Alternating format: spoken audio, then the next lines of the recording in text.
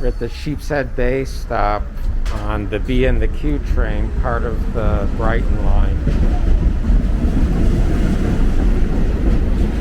It was formerly part of the BMT and built around 1915, 1920. It's an express stop, and on weekdays, both the B and the Q stop here. This is President's Day, 2022. And the subways are running on a Saturday schedule. So there are no B trains running today.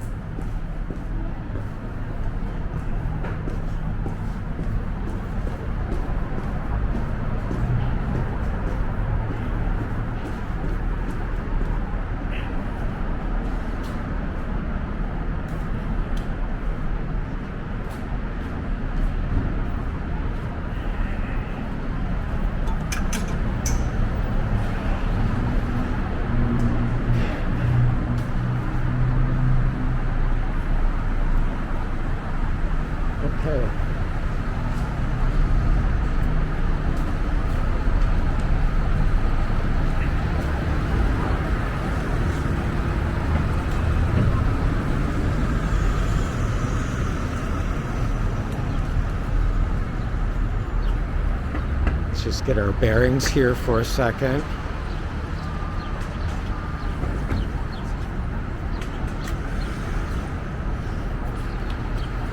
So once you step out of the train at Sheepshead Bay and you step out of the paid fare area, there is conveniently a free stairway and pedestrian bridge built along the subway right-of-way that lets you cross over the Belt Parkway and its service roads.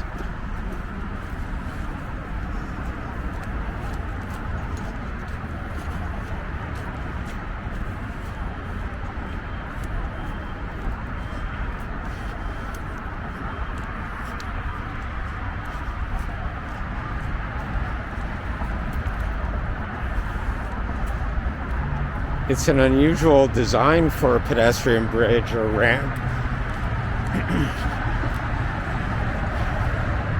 In that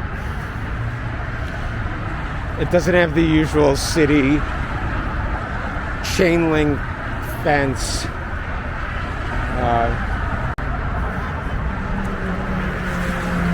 You can see it's chain link, but the links are much smaller and narrower, which makes me think that this is owned and maintained by the transit system and not the city Department of Transportation.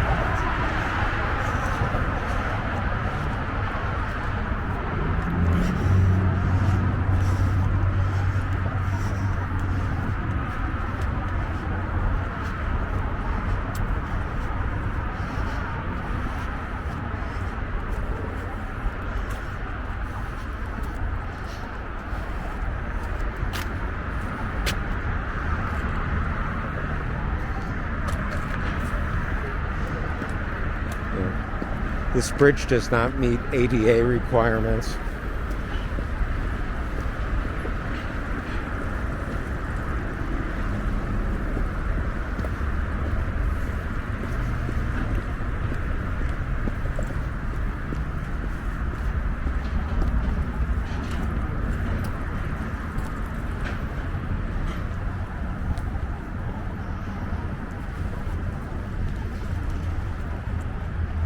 So we just crossed over to the south side of the Belt Parkway and we're walking towards the Atlantic Ocean.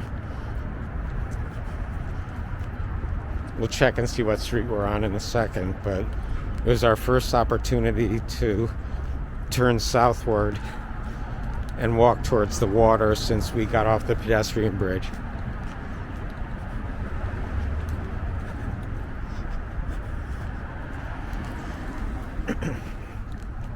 Appropriate sign, smile for the cameras.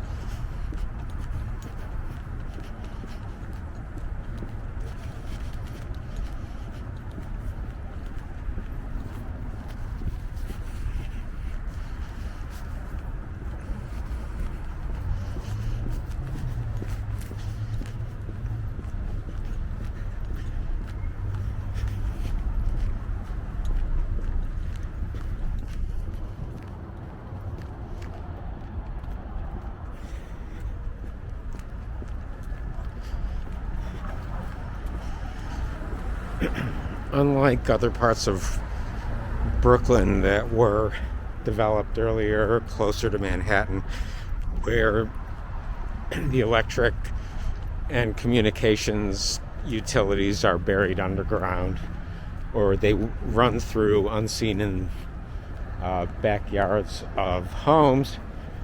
Here, whoa, let's wait. Here, we have utilities on pole lines, like you might find just about anywhere else.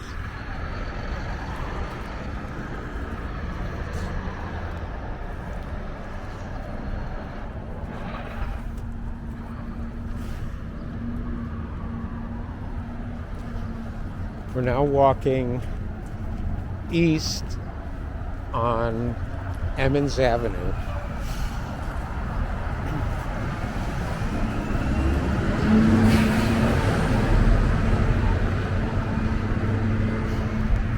So, further to the east are the docks of the Sheepshead Bay fishing boats.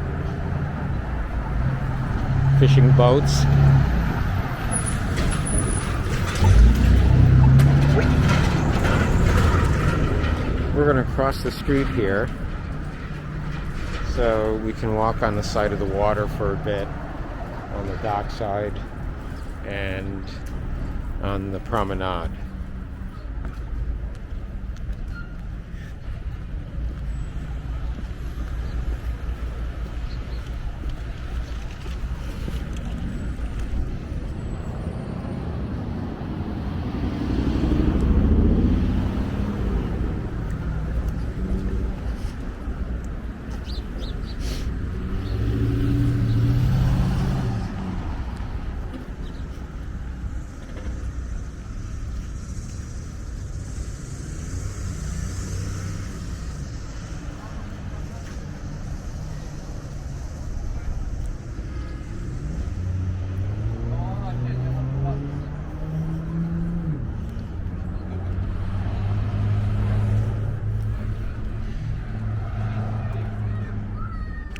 Oh,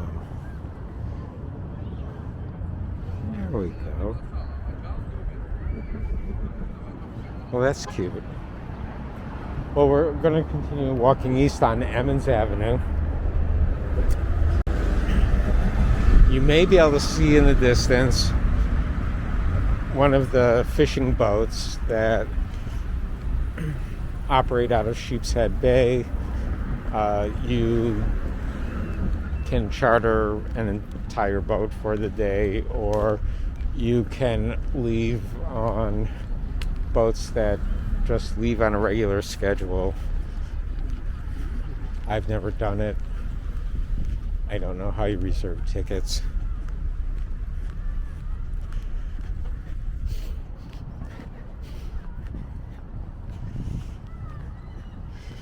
And again, you can't smell it, but there's a very pronounced sea water and air smell here. It's very refreshing. Actually, it's the first time I think I've been to the shore, to the beach, in over a year. closer to a year and a half.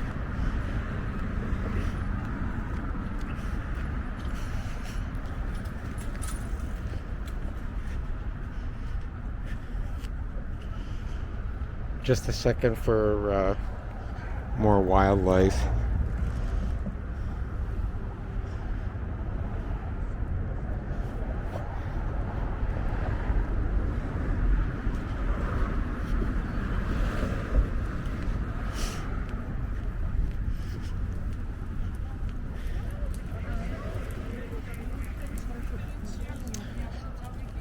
These benches are fairly new.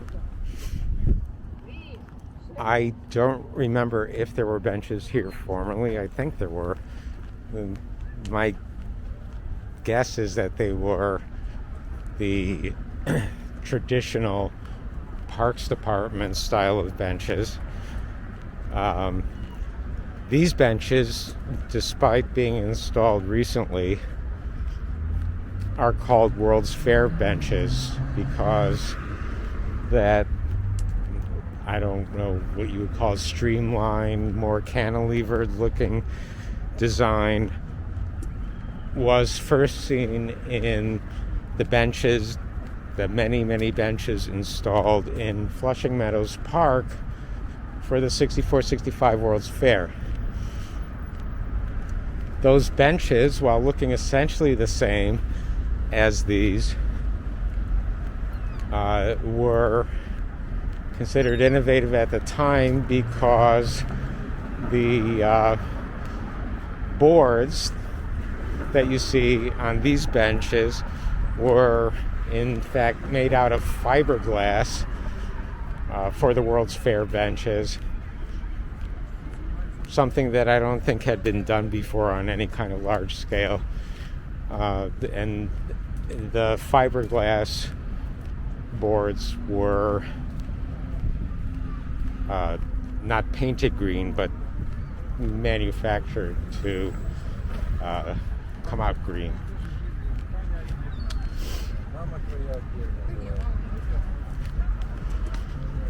Those original World's Fair benches and their original fiberglass slats remained intact for 30 or more years, and eventually the Parks Department replaced the fiberglass boards with the wooden boards you just saw on these benches.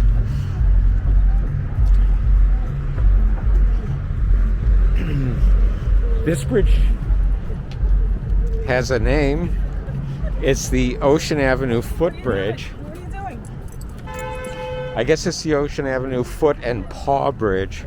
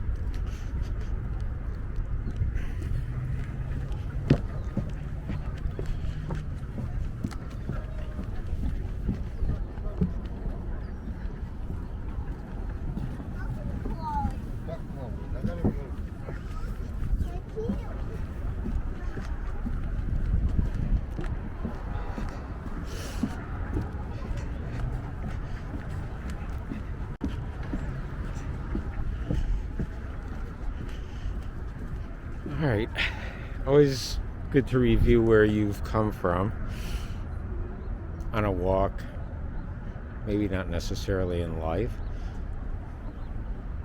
Oh, and yes, I did say it was the Ocean Avenue Footbridge. It's the Ocean Avenue Bridge.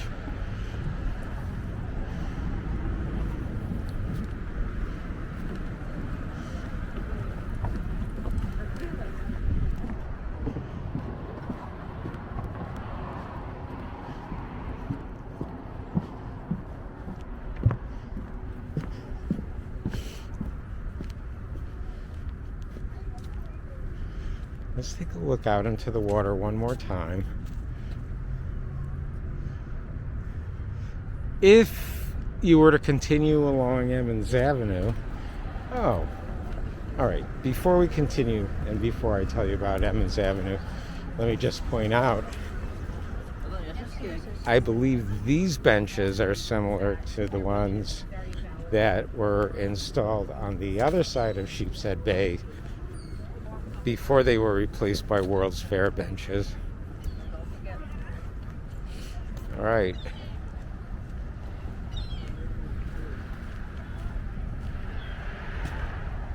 Now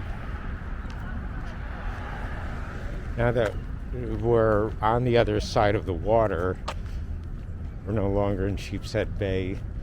We are in Manhattan Beach. It says no crossing here.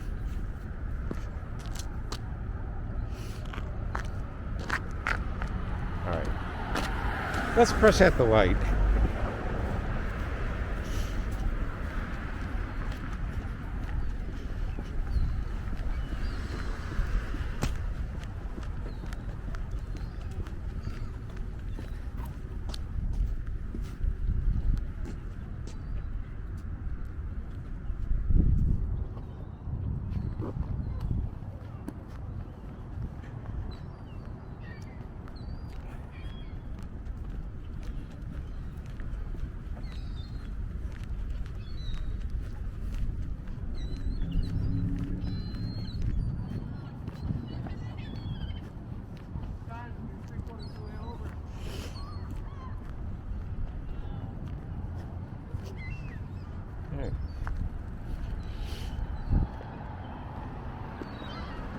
This is Ocean Avenue.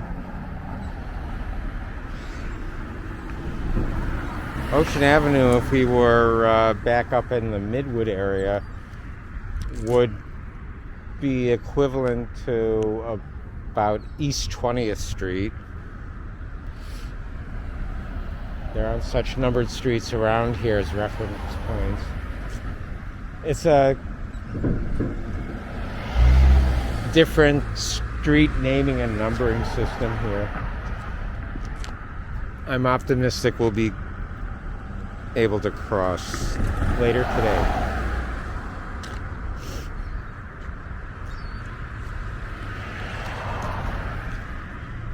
There we go.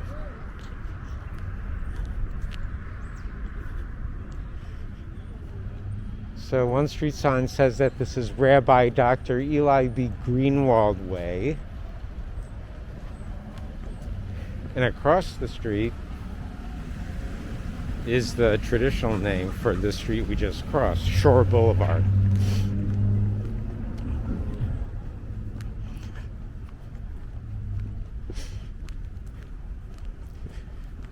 You'll see as we walk down this block that some of the homes are quite large, nice, and because of the proximity of this block and others around it to the water, the parking signs, besides the usual alternate side regulations to keep the streets clean, there's no parking May 15th to September, I'm not sure, some date in September. In other words, no parking on these streets when the beach is open. If parking were permitted while the beaches were open, then these nice, quiet residential streets would be overrun with cars coming into the neighborhood looking for a place to park for the day while they go to the beach.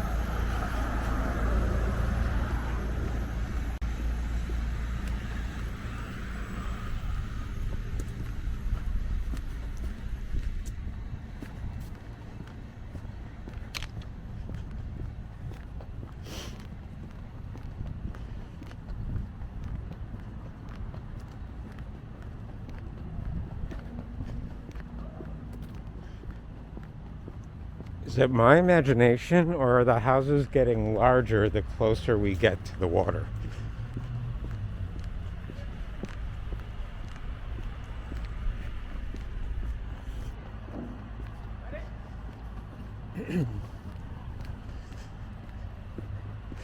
Don't read too much into the naming of this street, but it is named Hampton Avenue.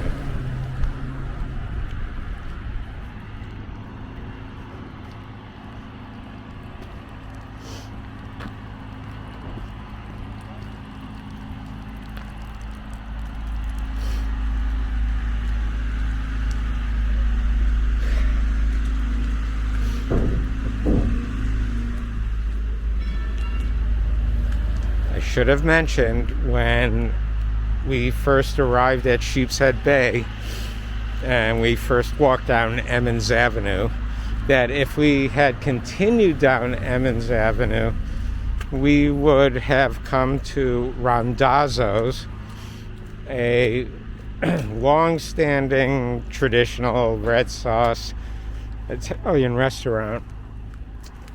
They may be called, in fact, Randazzo's Seafood Restaurant.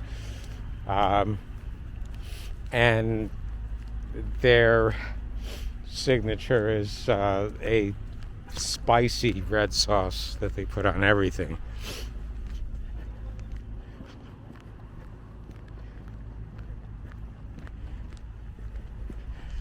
This is an eclectic neighborhood architecture-wise.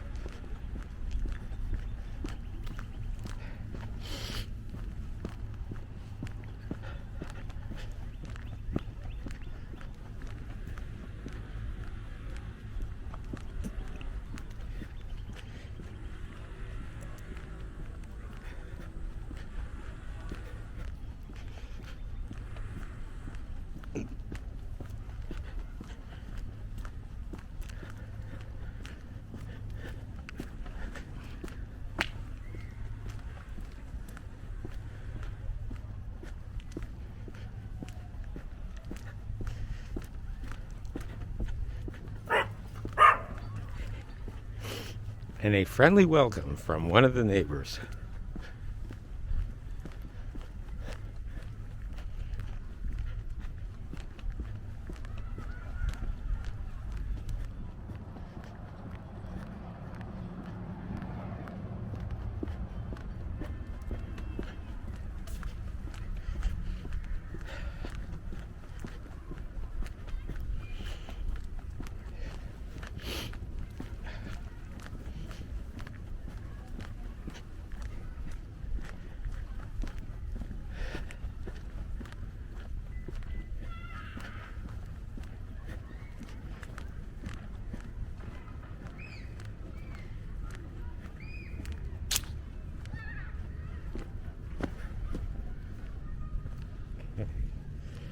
We are going across this very quiet street, Oriental Boulevard. And recently, the upgraded medians have been named Oriental Mall. Big playground, and we're closer to the water, but it's not really accessible from here.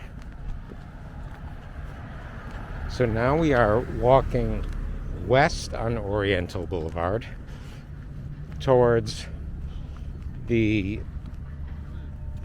Brighton Beach neighborhood. We're going from Manhattan Beach to Brighton Beach. I don't know the derivation of the name Manhattan Beach, nor do I know the derivation of the name Oriental Boulevard.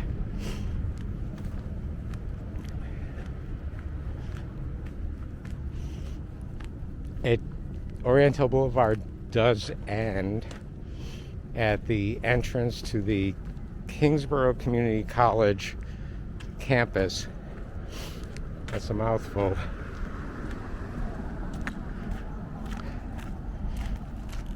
But And so it's the boulevard that reached the furthest east accessible point on this peninsula.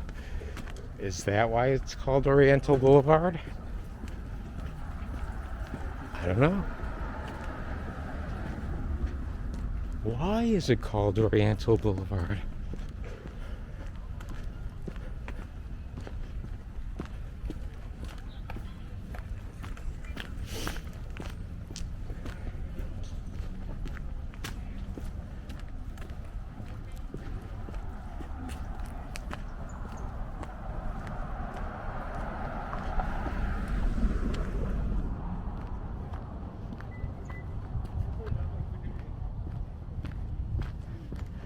Just looking for our first opportunity to turn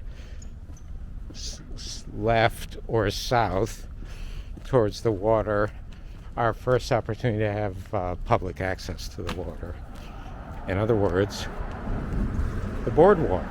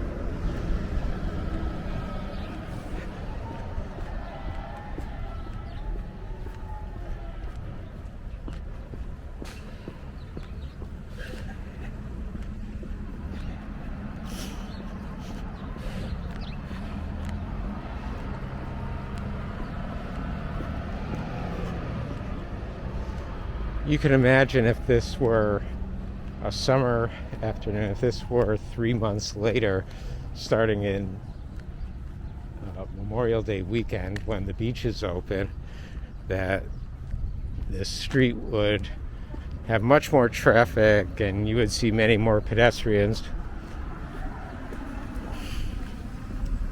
But as I said before, today's President's Day.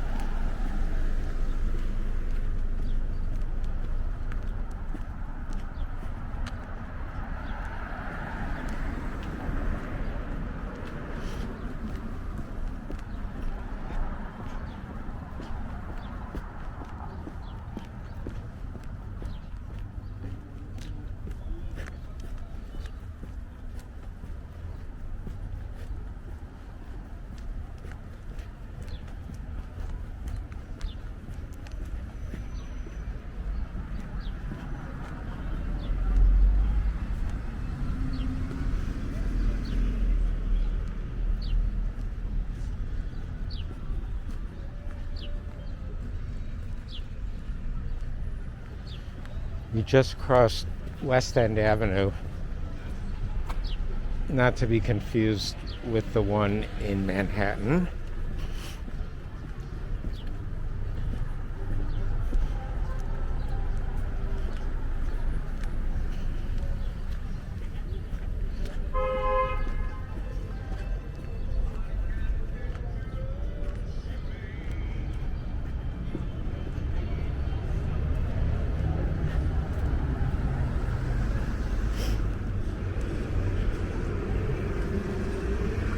This is Corbin Place and kitty corner to us now. The street sign says Margaret Corbin Way. I don't know who Margaret Corbin is, but at the entrance to Fort Tryon Park, I believe it's Margaret Corbin Circle.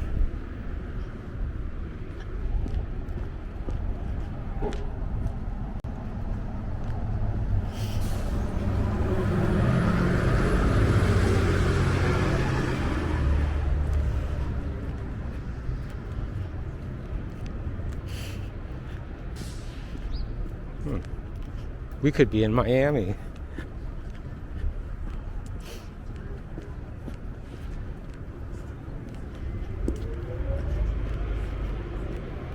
Oh, in fact, this building is senior housing because I see the JASA logo.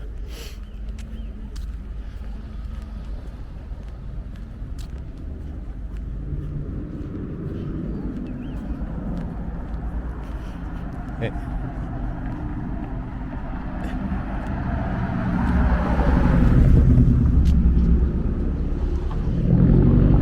We just entered Brighton Beach Avenue,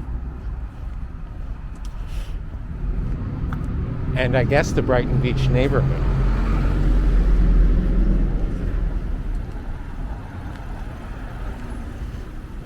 And the street numbering system down here is unique to this neighborhood.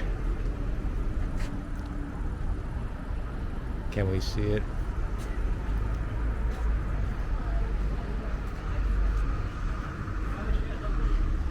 We're crossing Brighton 15th Street.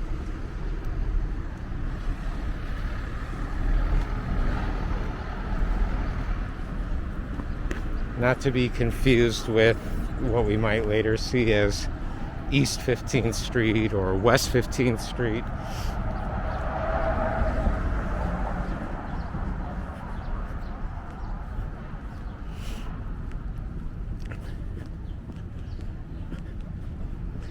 Now, Brighton Beach is and has been for decades a neighborhood with a large population of Russian and Ukrainians. So, living together in the same neighborhood. Again, this is President's Day 2022.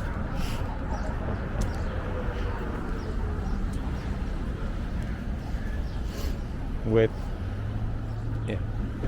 frantic diplomacy taking place or not between the East and the West.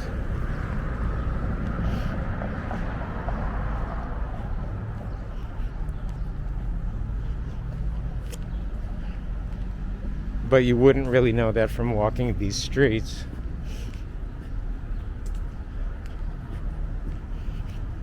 In the interest of full disclosure, I don't think I've walked here in probably 10 years.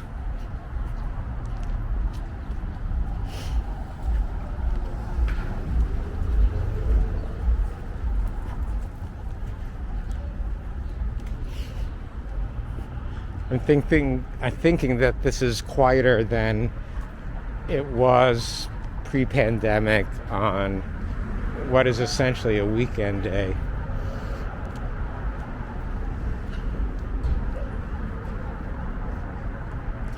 In a bit, we're going to come to the Brighton Beach station on the B and the Q,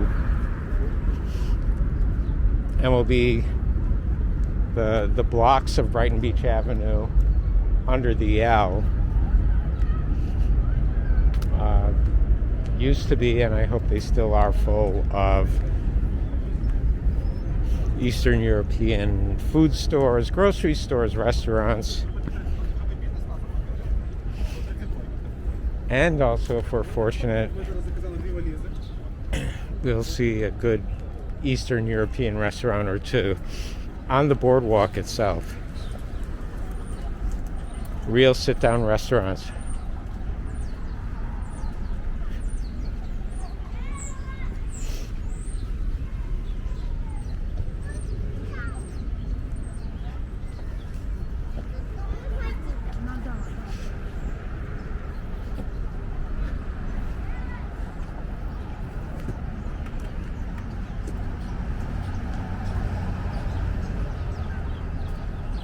think this is a private area.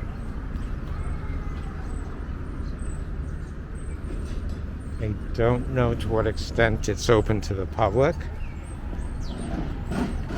And we're not going to try and find out today. But these many residential buildings we're passing on the left, this entire community on the left, was built in the last 20 years. This may be, it's called Oceana. I was thinking it was called Brighton by the Sea. That may be the name of a different development. The soothing sound of children at play.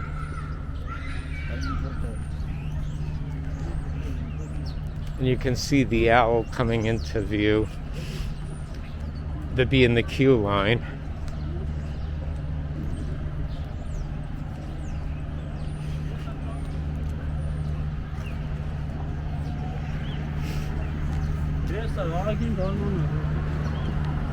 At the Brighton Beach stop, or from the Brighton Beach stop on the B and the Q, it's 3 more stops to Coney Island.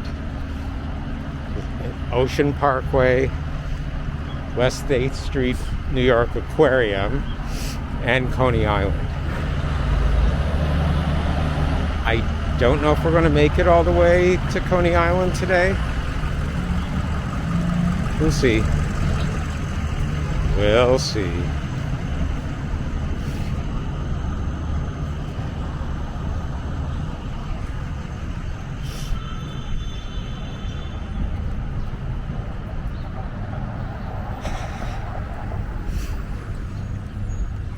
This bus, the B68, originated at the Coney Island station and will end in Windsor Terrace. They're actually at the junction of Windsor Terrace and Park Slope at a location called Bartel Pritchard Square.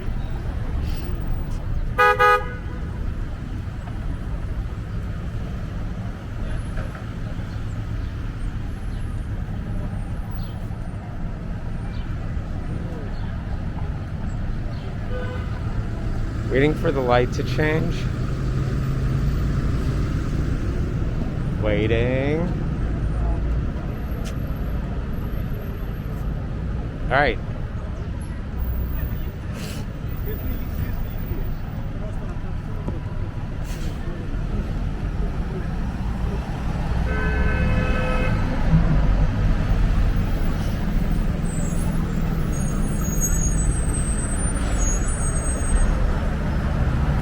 I see a 7-Eleven on this side, and across the street, Popeyes. You can't get much more Eastern European than that.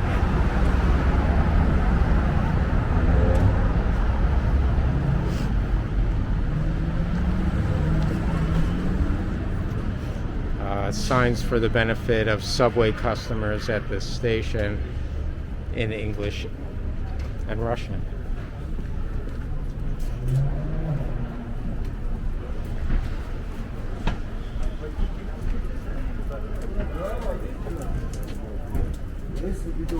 Если здесь найду, я ищу сейчас.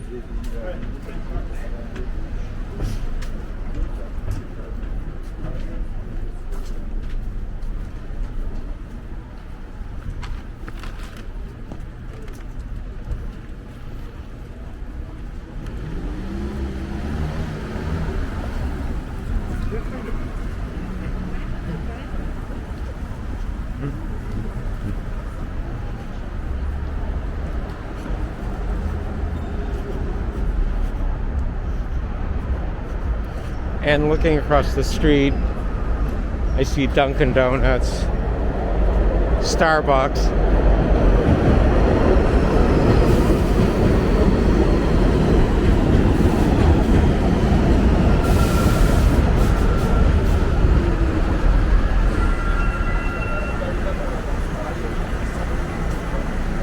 Palace Fried Chicken.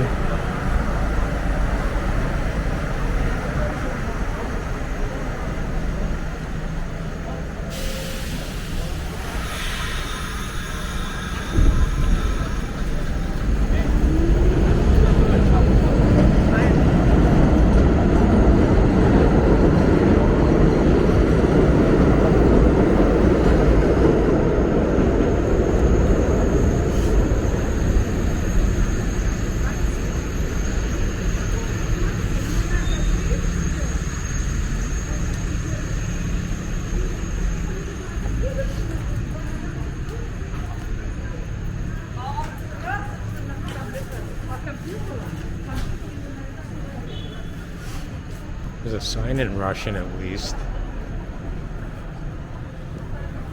Oh. Okay. Well, finally,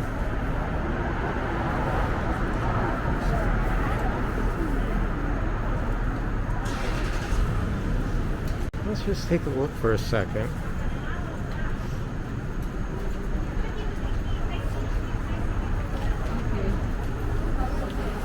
I don't know what any of these are. I would like to try them.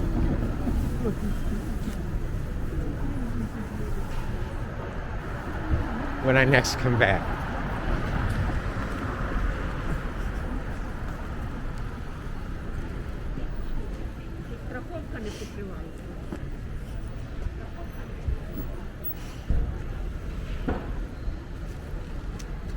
The large buildings in the distance are Coney Island Hospital, part of the New York City Health and Hospitals Corporation, or as it's now called, Health and Hospitals, or H&H.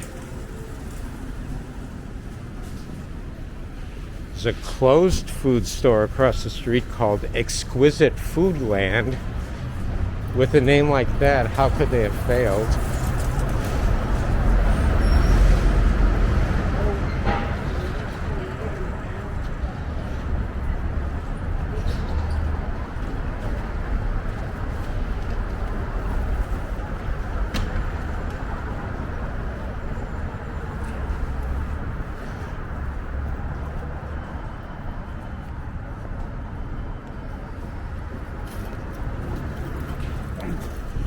He has a Tesla. He wouldn't run me over.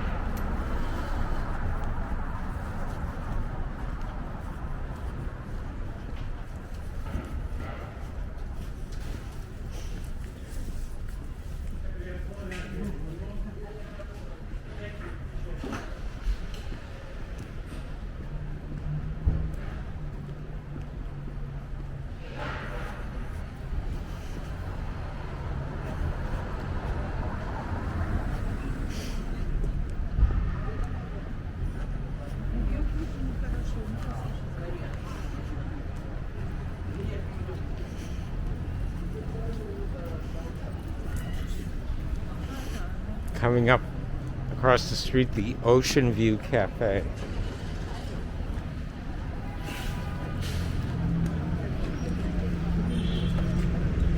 Yep, you're right.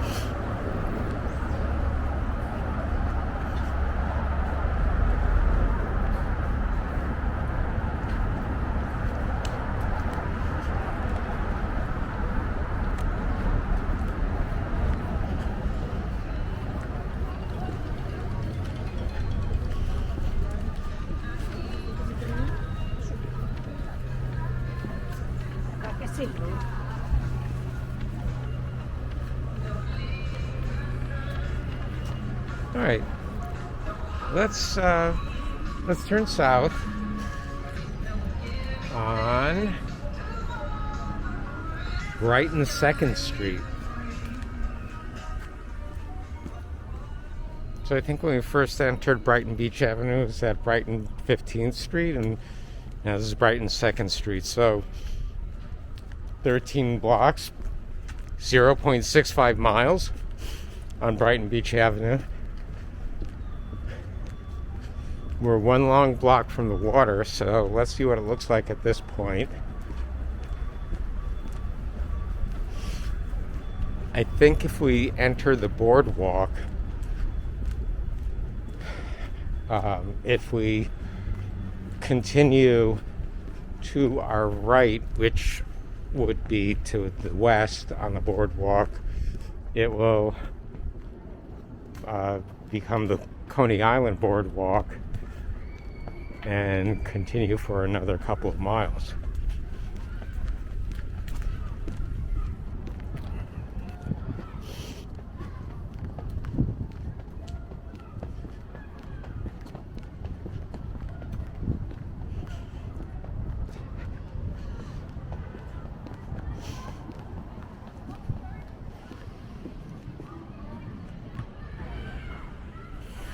Okay, so we are at our vehicles a dead end at the corner of Brighton 2nd Street and Brightwater Court.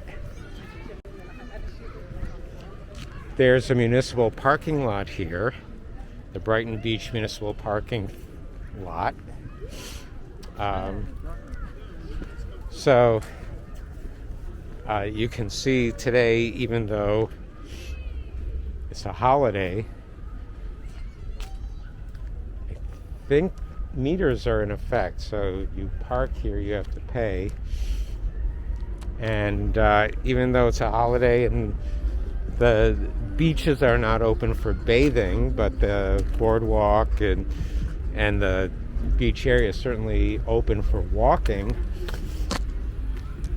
it's pretty full. There are spots available, but not that many.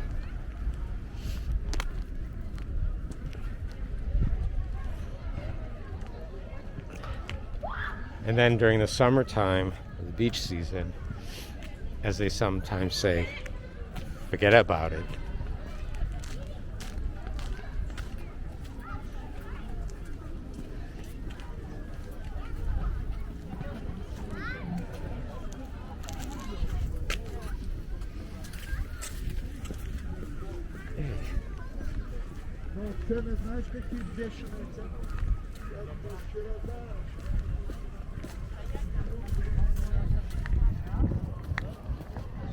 Walking up a ramp. Now, we are on the boardwalk. Let's get ourselves oriented. We're facing east now.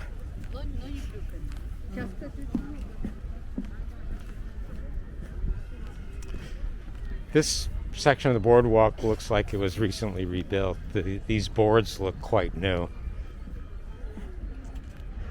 So there are these maps to orient you, perhaps. Well, it would be nice if there was a "you are here" here. No. Here.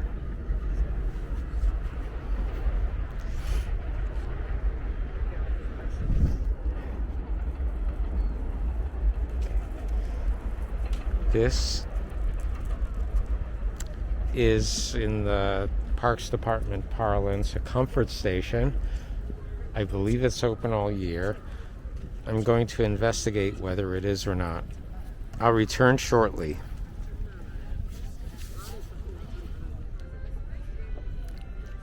Thank you for that brief but necessary stop.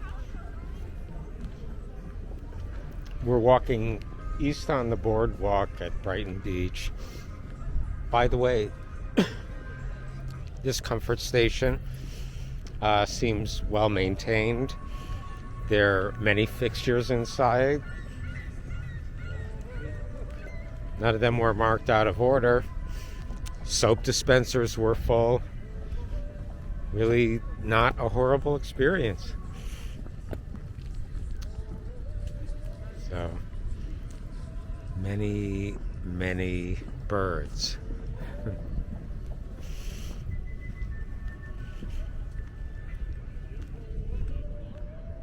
Someone's sitting on a bench playing loud enough for us to hear kung fu fighting. Why?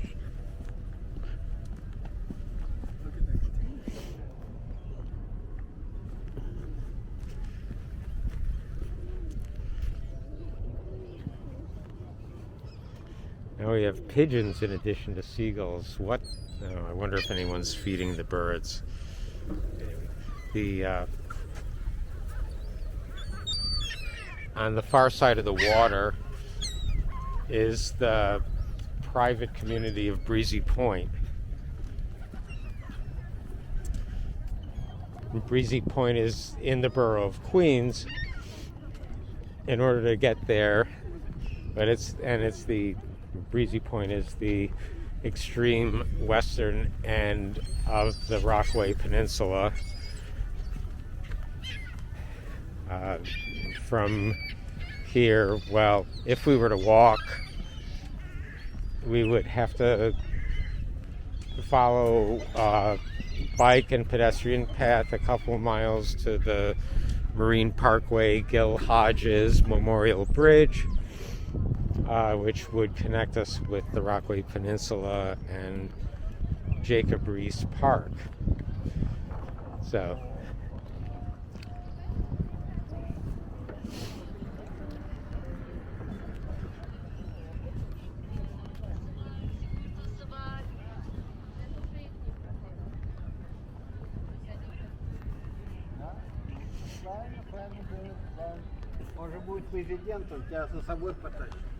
we're going to turn around shortly and head towards Coney Island. We're heading east now. We're going to do a complete 180 and head west towards Coney Island. I just wanted you to get a sample of restaurants that are right on the boardwalk. The one just behind us was called Tatiana, and the one to our right is Tatiana Grill. Don't know if they're related. You may have a certain fondness for the name. Maybe he watched the Seinfeld Chinese restaurant episode.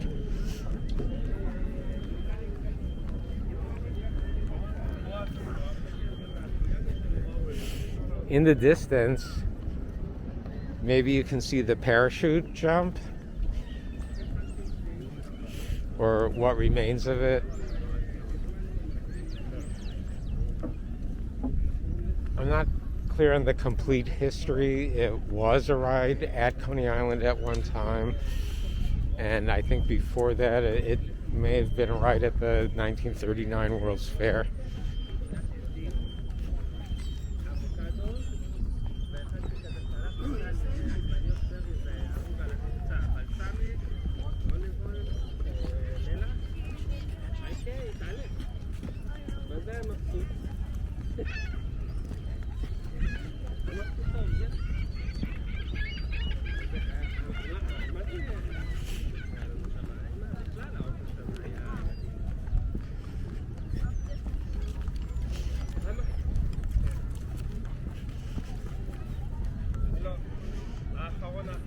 Most of the boards are installed in a diagonal fashion, and then here, and also paralleling this on the left side of the boardwalk are the boards laid, I don't know what you would call this, in a linear fashion, continuously or nearly continuously.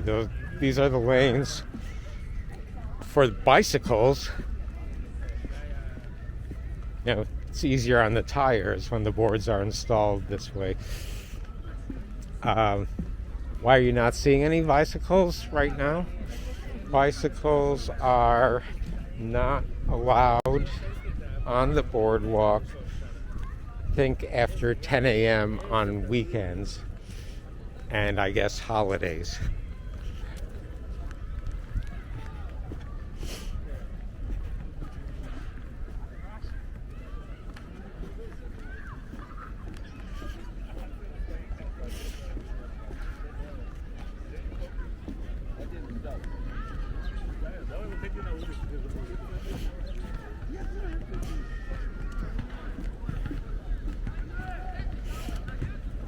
But this type of boardwalk, as you can see, provides a benefit even when it's closed to bicycles. So these structures across the boardwalk, I think, were installed after Sandy to have a place for emergency personnel and lifeguards and so on to operate out of, no matter how high the water gets.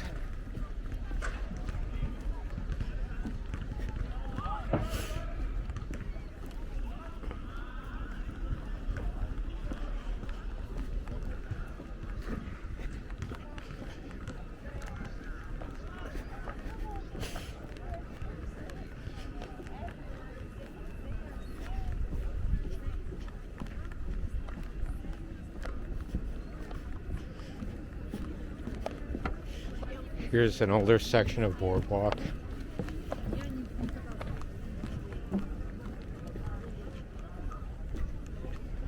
In contrast to the newer section.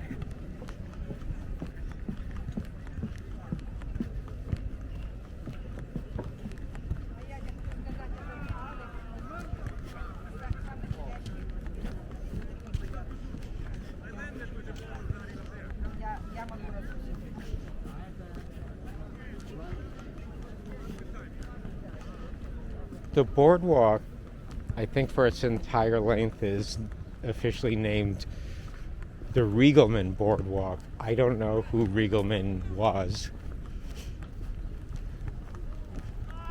I did research it at one time, but obviously I've since forgotten.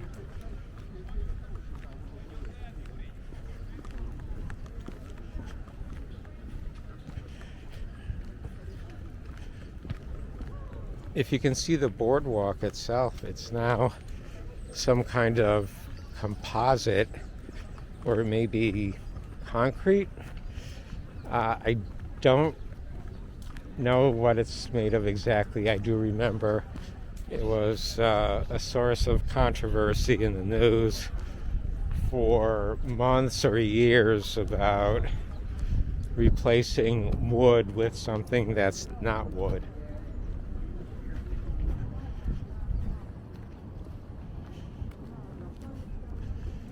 But if it says walkable as wood and has a longer life and is easier to maintain, is that so bad? What is it about this composite that you object to? Ease of maintenance, longer life?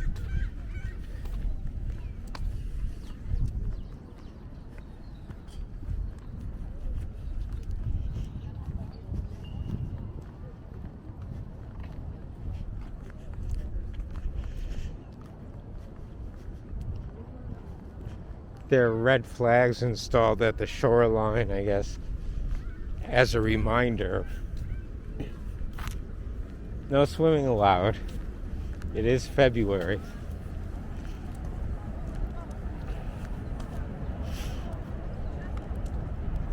Here's a Q train arriving at the Ocean Parkway station. It's on its way to Coney Island. 2 more stops. So we've walked the equivalent of 2 subway stops so far.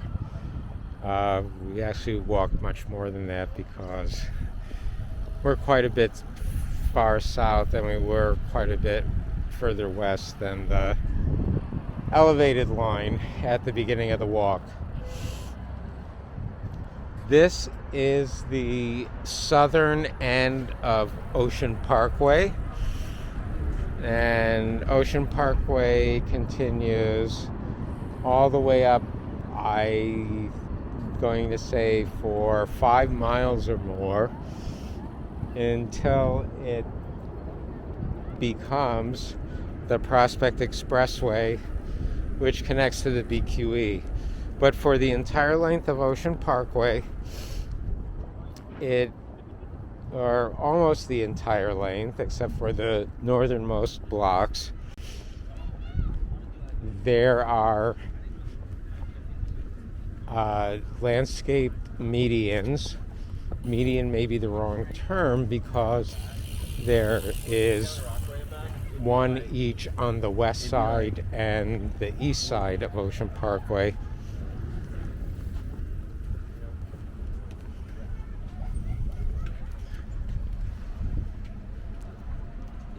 you can sort of see their beginnings in the distance.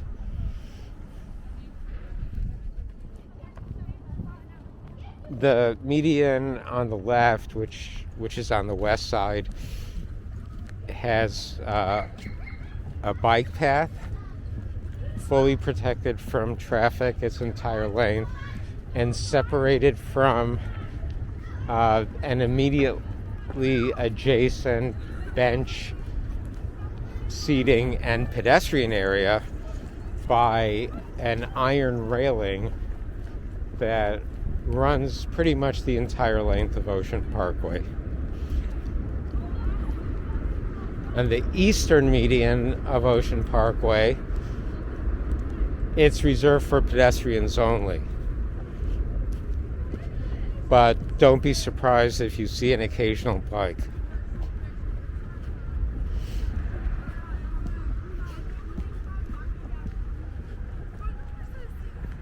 We'll go the length of Ocean Parkway some other time.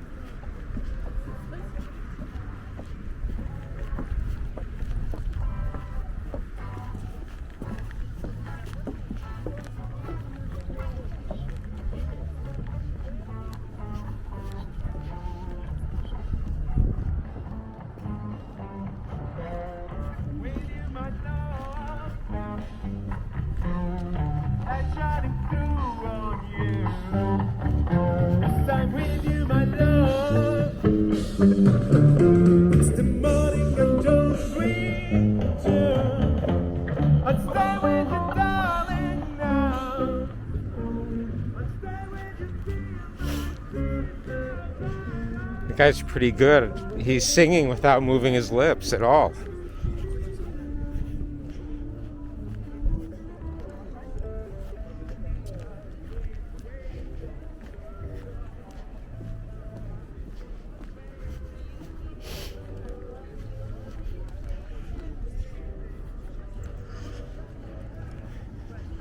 More resilient beach personnel structures.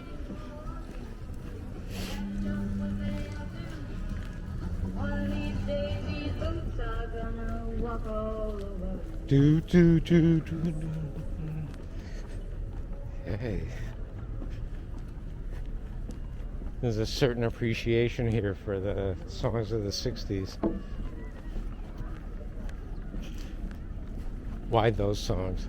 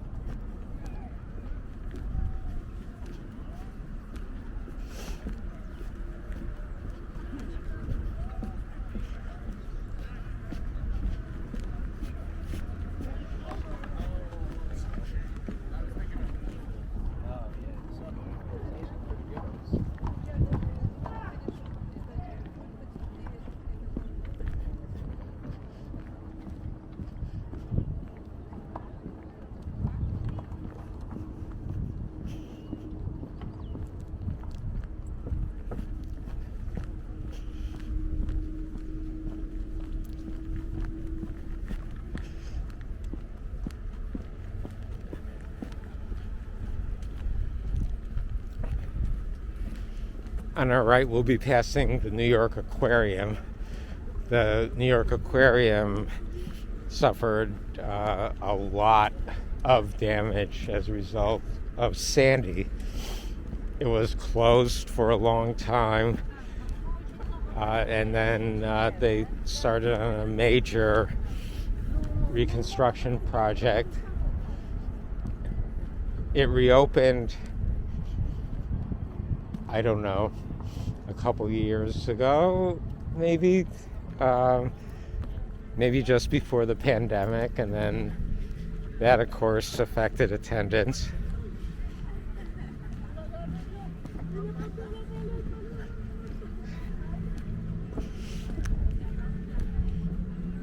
I used to come here at least once a year We used to be members of the Wildlife Conservation Society and would go, like every year, probably we would make at least one trip to every one of their zoos and the aquarium.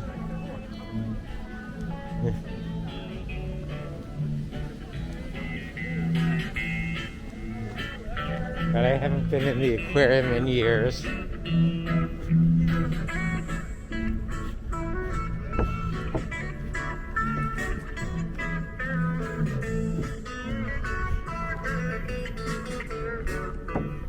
Are all these boardwalk musicians here for President's Day, or is this something more regular?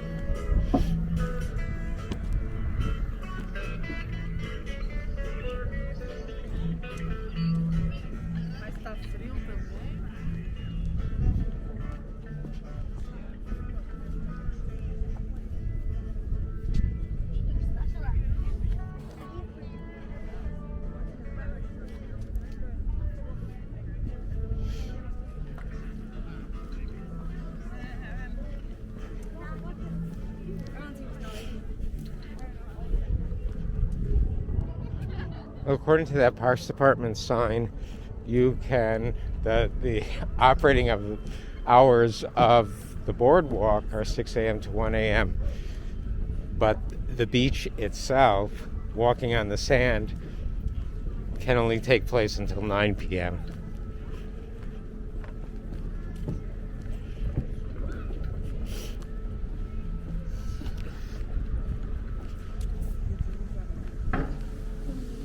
Okay.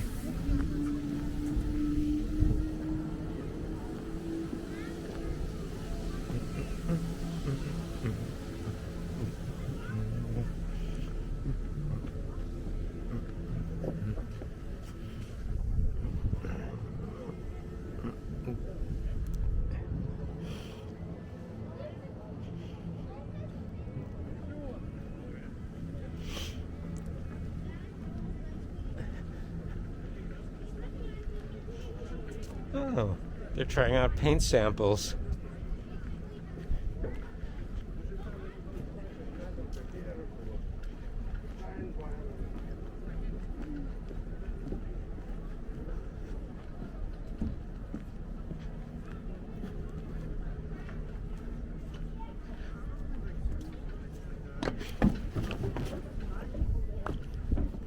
Close one. I would say an unevenly installed board on the boardwalk. Okay, this is the main entrance to the New York Aquarium.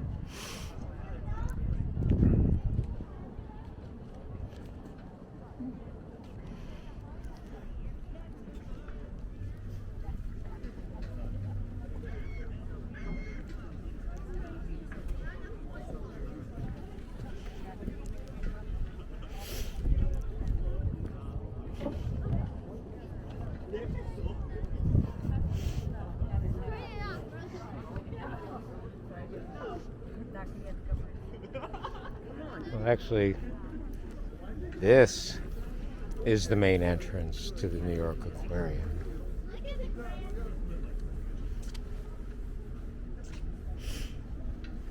Oh, is that what it is?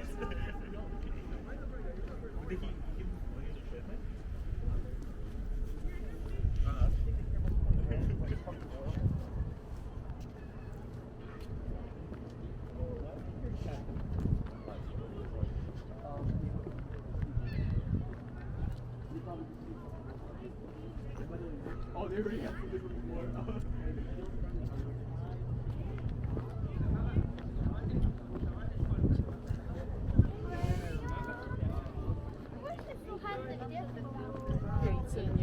Łazienka 200, tak.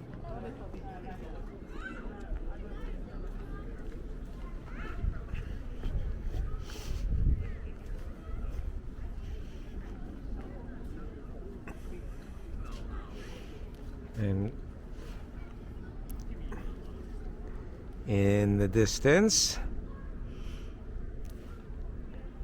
is the kind of serpentine entrance to the West 8th Street Aquarium. station on the BQ. I'm sorry, the Q and F.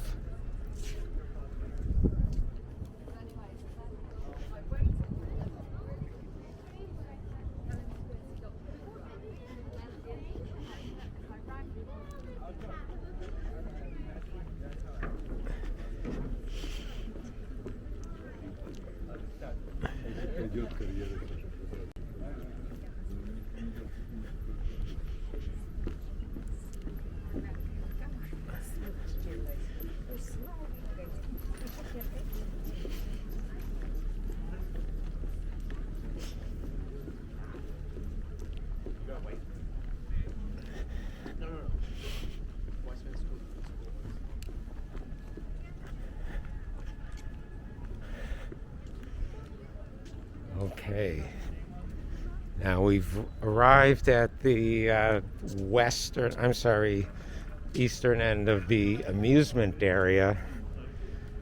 On our left is Dino's Wonder Wheel Park.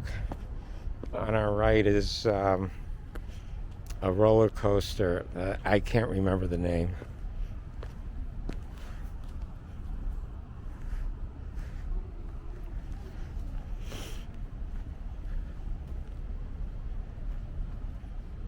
I actually can remember the name. The roller coaster is the Cyclone. It is of a class of roller coasters called wooden roller coasters because why is it referred to as a wooden roller coaster? The frame appears to be metal.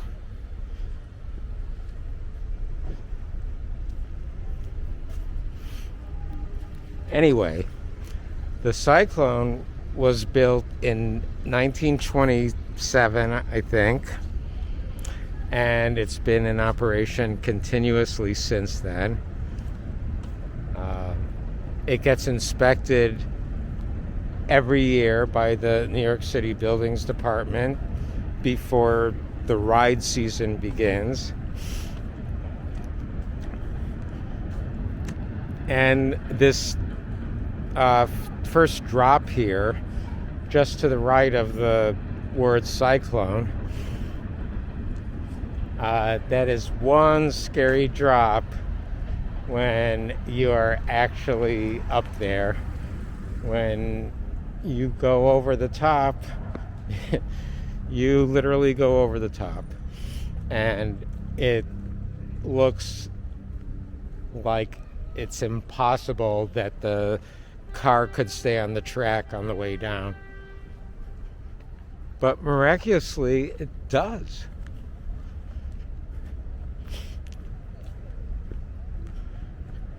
And no matter how many times I've been on the Cyclone, and I've been riding it on and off since, for the last 50 years, that first drop is always a surprise. Even if I ride it multiple times consecutively in one day.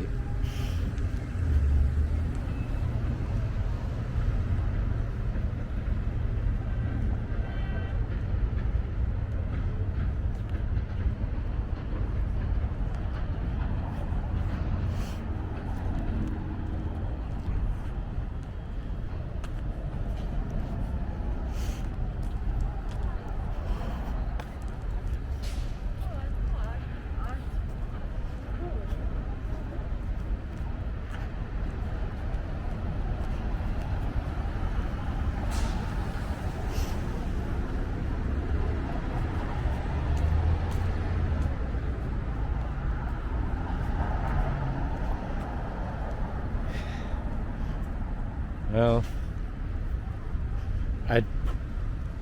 a drive-through Starbucks in Coney Island. Never thought I'd live to see it. In 50 years, did I ever imagine that there would be a drive-through Starbucks in Coney Island? So, Cyclone tickets, $10. Really? $10 a piece.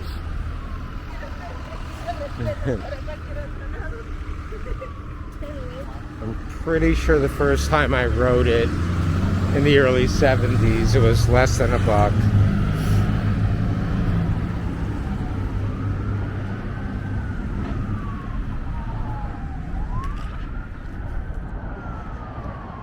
Hard to tell now because this is off season and it's a holiday to boot. But Coney Island is so much cleaner than it used to be. Cleaner, just, absence of litter and absence of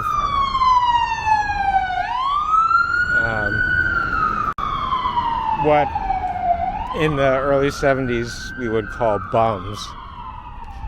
This is not a very family-friendly place in the early 70s.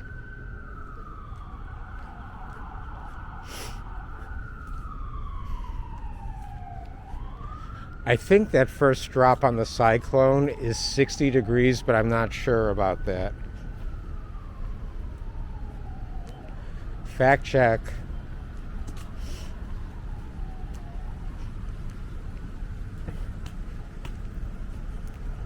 Never knew this was called Jones Walk. So.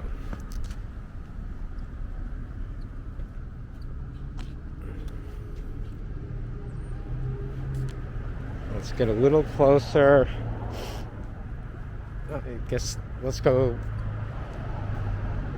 No, I'm not sure we can go all the way through. But we've got Dino's Wonder Wheel.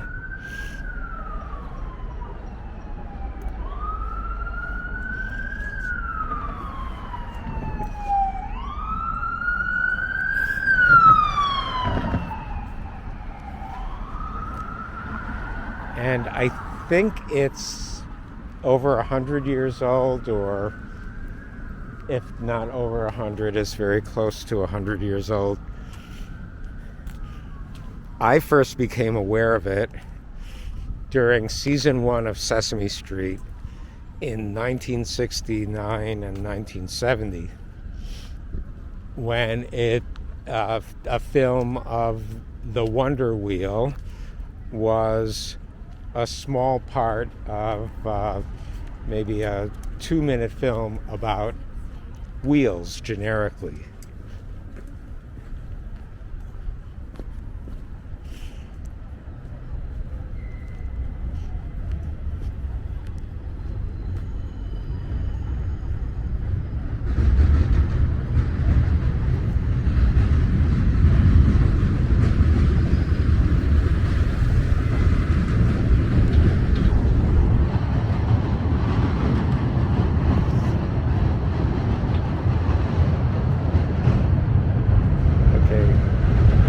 Let's look at the Wonder Wheel one more time.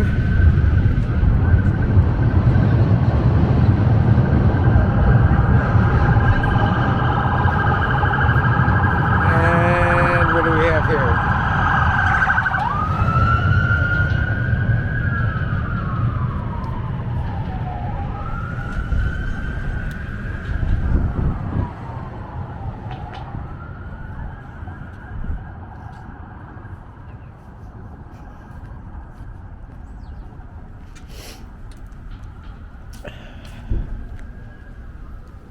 Partner, didn't they have a sneaker store over here somewhere?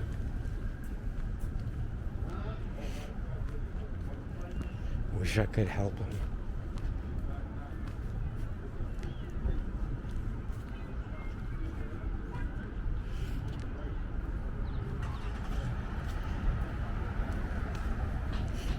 We're on Surf Avenue now, walking west.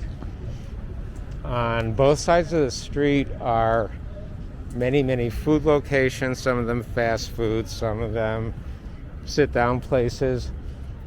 None of this was here 50 years ago. Pretty much was limited to whatever Nathan served and other hot dog places.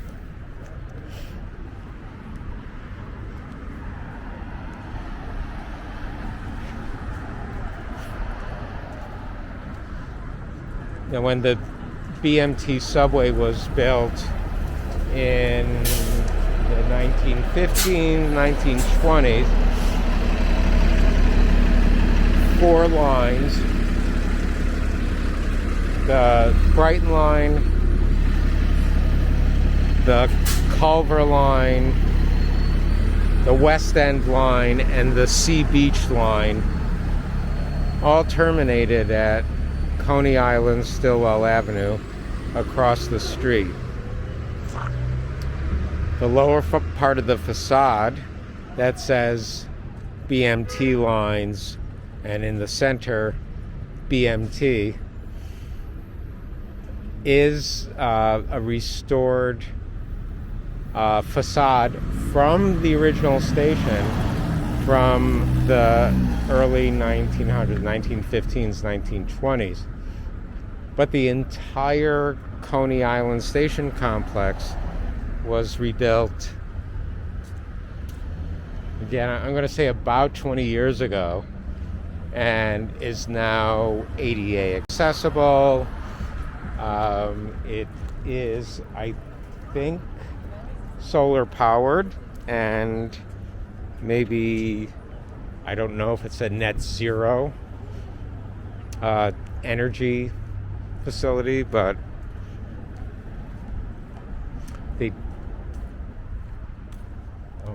now all of these are new or opening soon.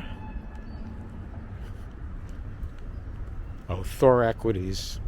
Thor Equities has invested a lot in Coney Island. They own a lot of this property, and they were critical in getting the Coney Island area to be rezoned.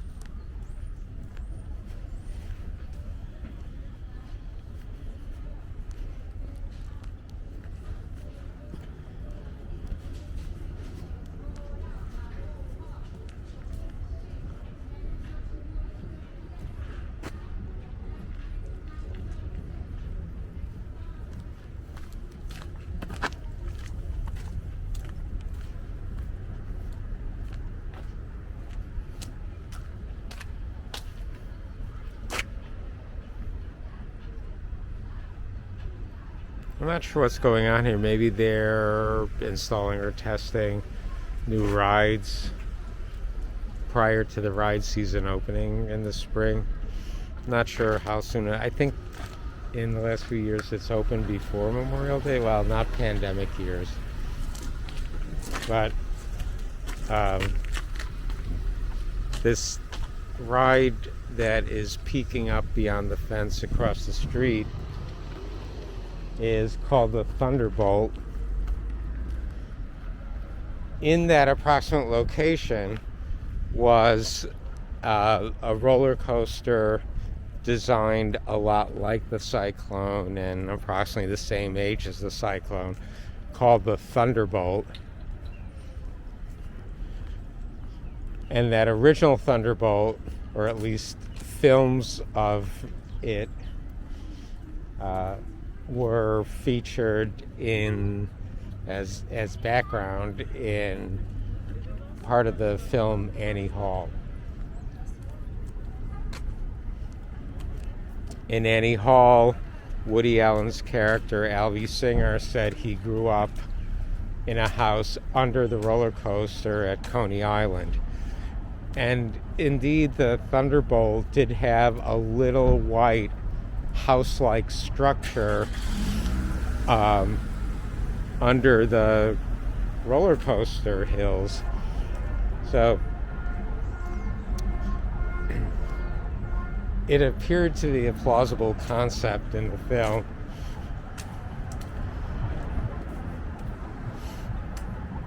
The original Thunderbolt burned sometime in the 70s. I did actually write it in the early 70s, but it burned later, much later.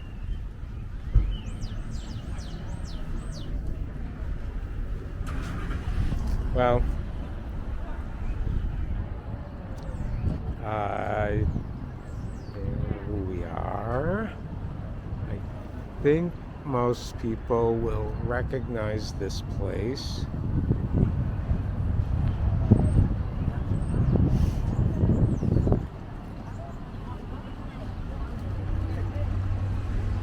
Nathan's, the original Nathan's location, going back to 1916.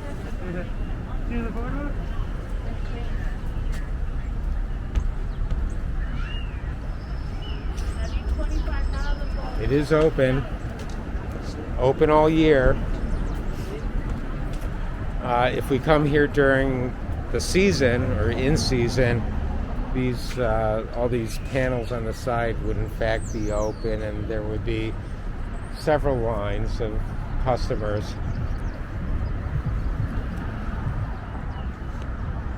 So let's take a peek inside the Coney Island station, at least up until the point where we have to pay a fare, because we're not ready to end our walk yet.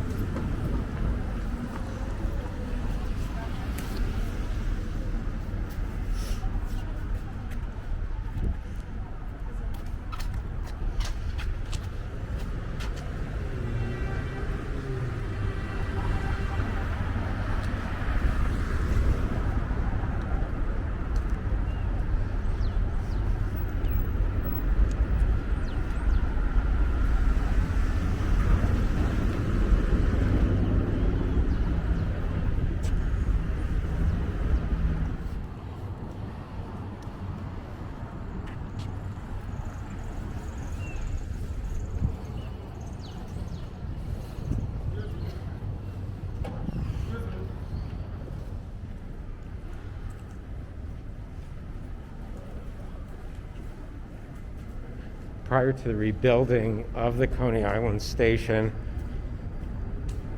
there were some independent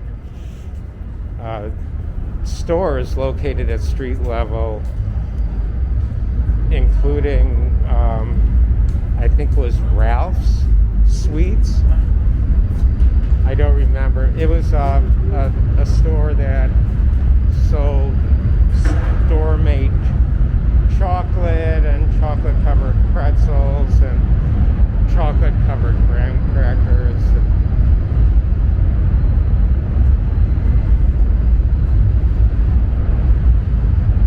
So again, at the station, you have the choice of going up the stairs or the ramp. Let's go up the ramp. There's less chance of me tripping.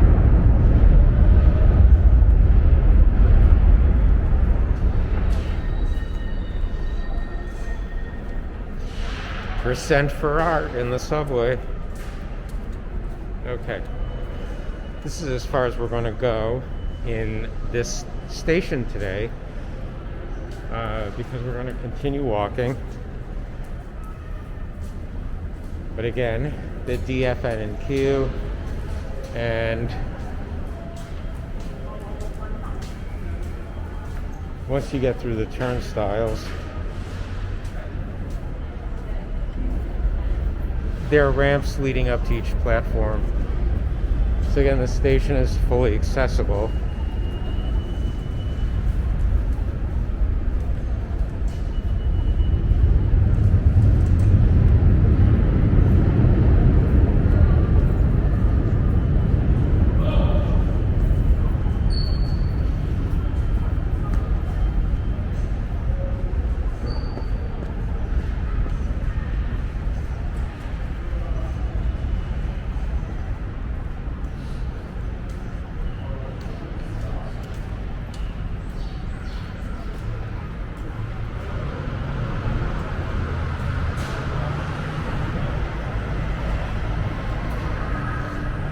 Well, halal truck outside the Coney Island station, competing with Subway for customers. Who gets more? I'm betting on the halal truck. I certainly hope so.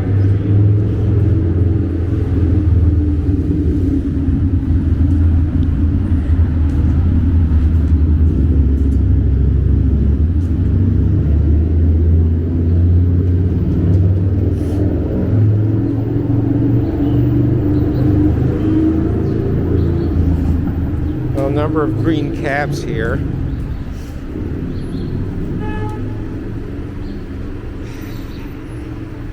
Green cabs came into being about 10 years ago. They are licensed by the city's Taxi and Limousine Commission. They charge the same fares per mile as yellow taxis. They can only pick up street hails in the 4 outer boroughs: Brooklyn, the Bronx, Queens, Staten Island, and in the uppermost Manhattan, above approximately 110th Street. Or is it 96th Street on the east side and maybe 110th Street on the west? Not quite sure about that.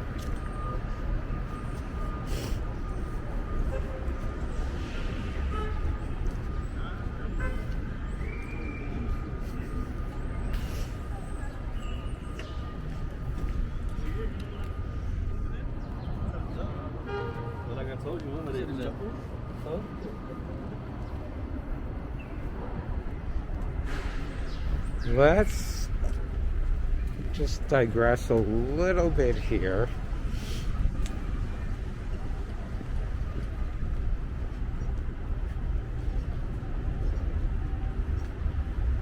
And we're walking west on Mermaid Avenue.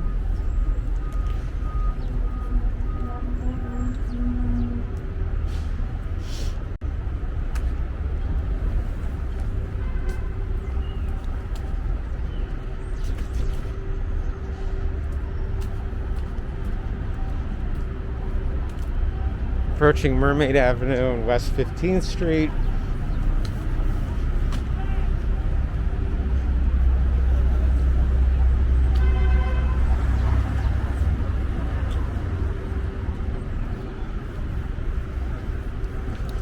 To our left is Gargiulo's. Let's see if I can get it in view here. Oh, across the street.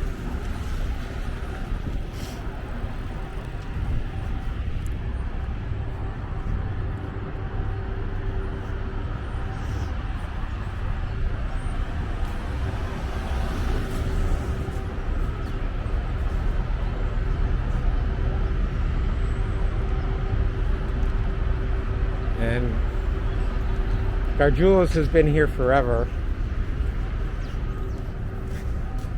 In the early 80s, they got a 3 or 4 star rating by the Times Restaurant Critic, but then in the later 80s, I think they got no stars at all. Don't know what happened.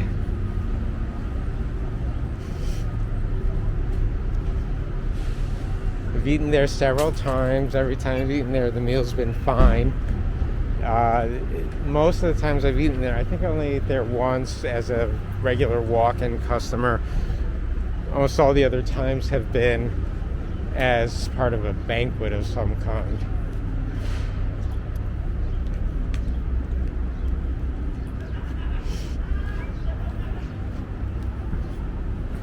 We are going to cross Mermaid Avenue now. We're going to walk north on West 16th Street.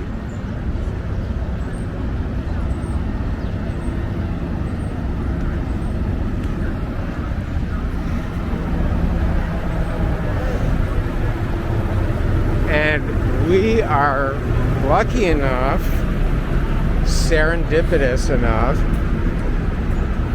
to be here on a day when there is street construction taking place to install sewers or catch basins or both.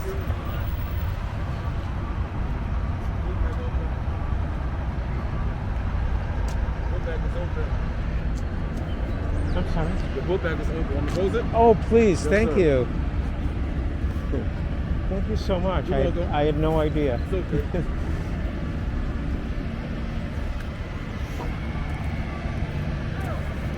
My backpack was open.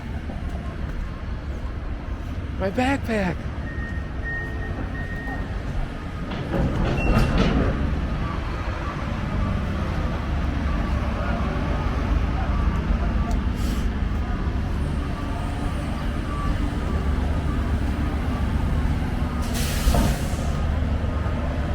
Sign up ahead says go slow. You don't have to ask me twice.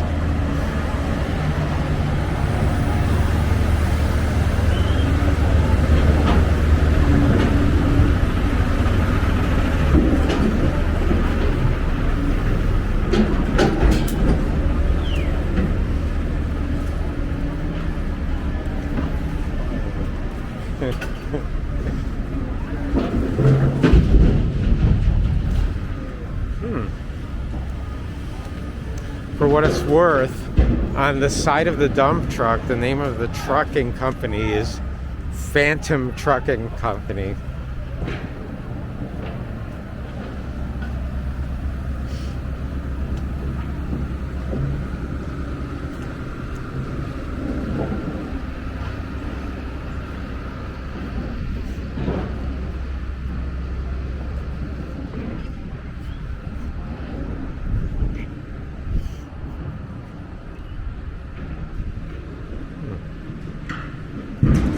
Whoops, forgot my bucket.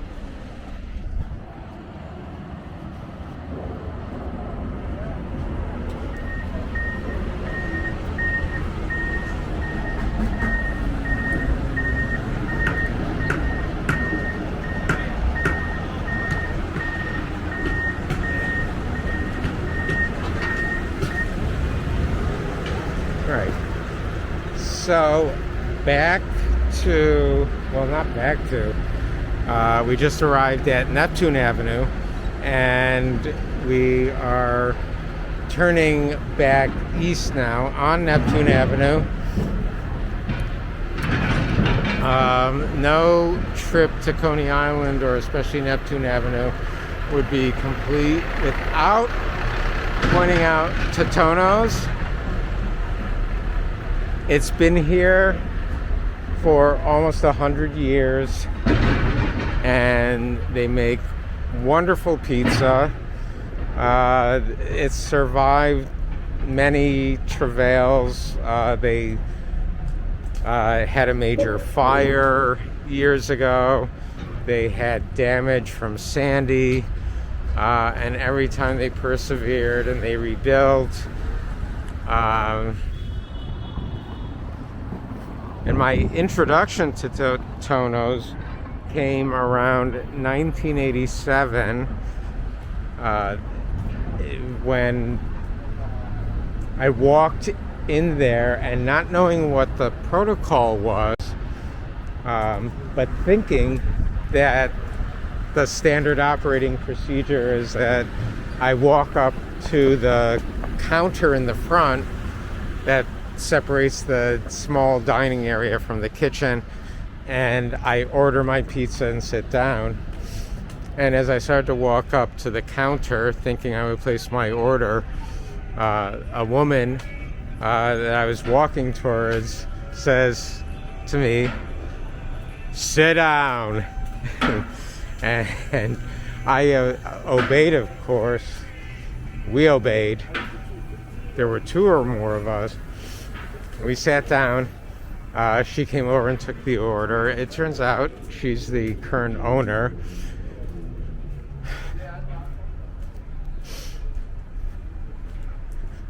And the pizza is very, very good. Thin crust. Very thin, crispy crust. We are going to turn left on Stillwell Avenue. So we're going to be walking north.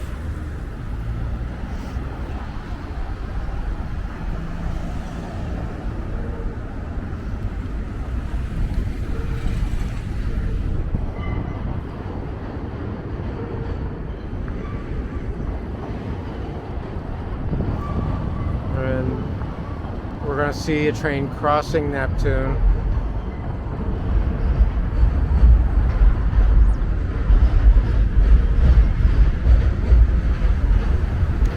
It's a D train.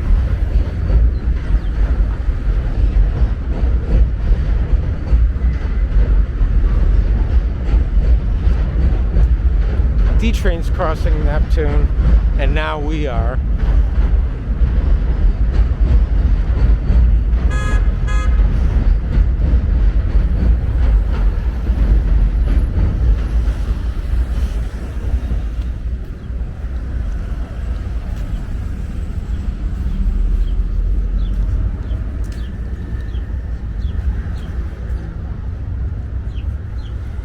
We're gonna keep walking north on Stillwell for a while. So again, we just left the Coney Island station. The D and the N, they run kind of close to each other until they cross Coney Island Creek, and then they part ways. We're going to walk approximately to the very next station on the N, which is 86th Street. And only a little while ago, 86th Street was the final stop on the N. It service from 86th Street to Coney Island was suspended so that they could, I think, build additional resiliency measures into the bridge that crosses Coney Island Creek, or the embankment that separates Coney Island Creek from the Coney Island Yards, which is the transit system's largest car storage yard.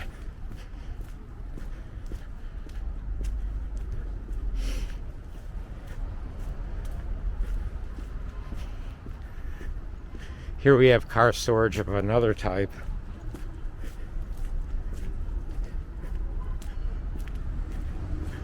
I guess this section of Stillwell Avenue is zoned for auto repair shops and inspection shops. Pretty much every building on both sides of the street. Okay. Thank you for not killing me.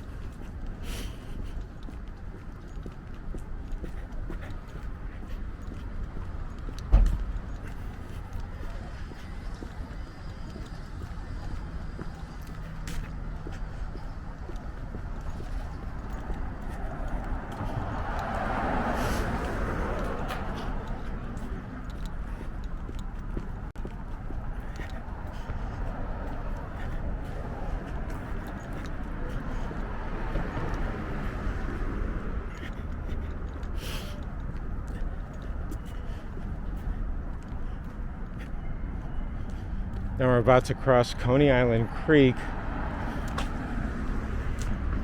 And you also see in the kind of underbelly area here, besides the auto repair shops, we have a school bus storage yard.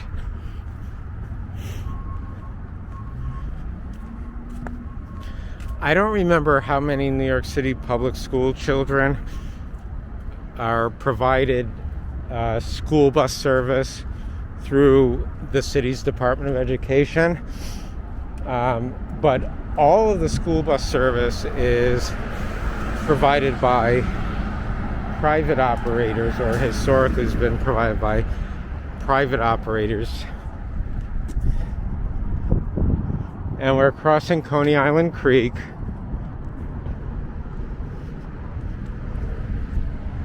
And I think maybe we can see some of the resiliency measures in the distance. And we're going to be walking under the Belt Parkway.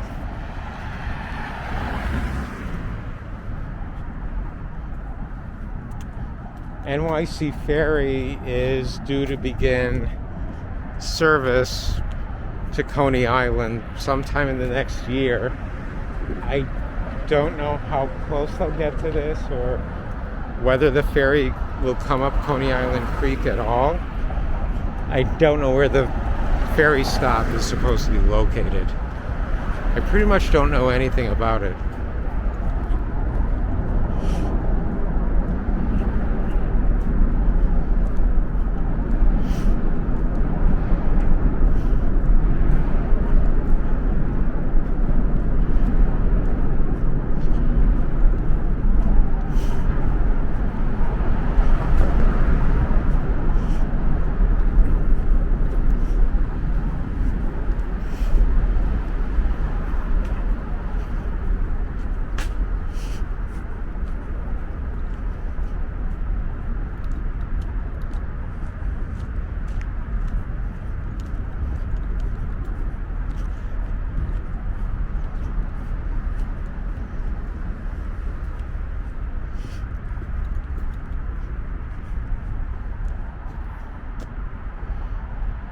This street, by the way, is named Shore Parkway.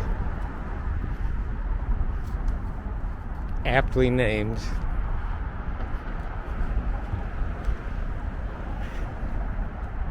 Another school bus storage yard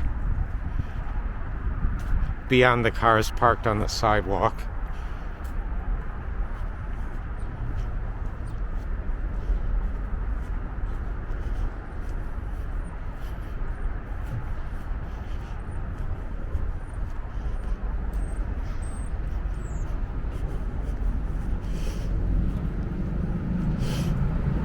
Well, a brand name hotel in the Coney Island area. A low cost brand name, to be sure, but a brand name. I think that's a first. A first in the modern era. Coney Island had many hotels at the beginning of the 20th century. Didn't it?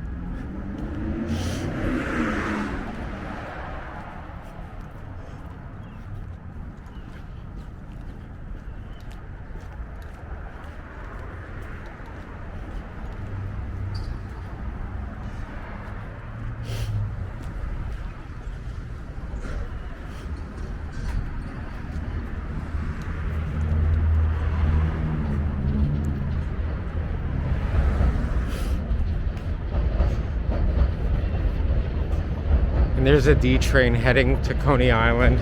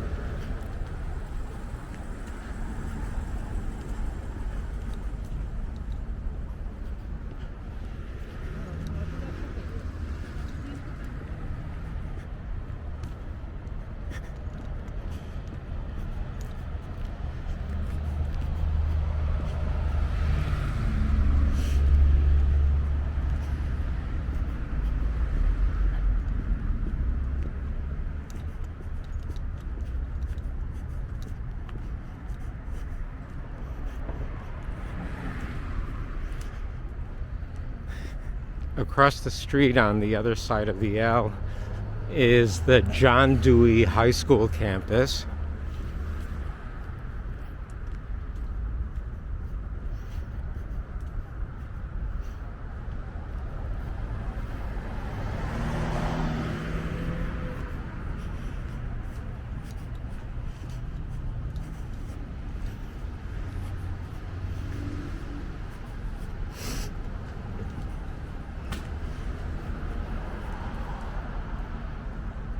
I have to wonder what this tractor trailer full of automobiles is doing here.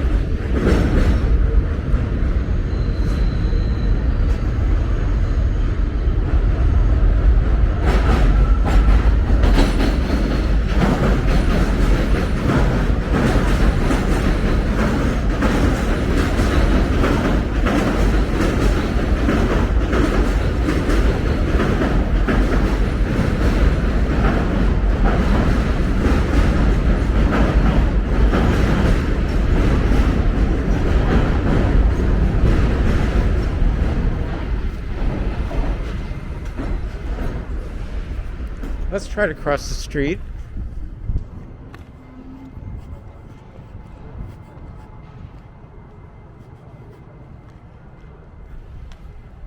So again, that's John Dewey High School.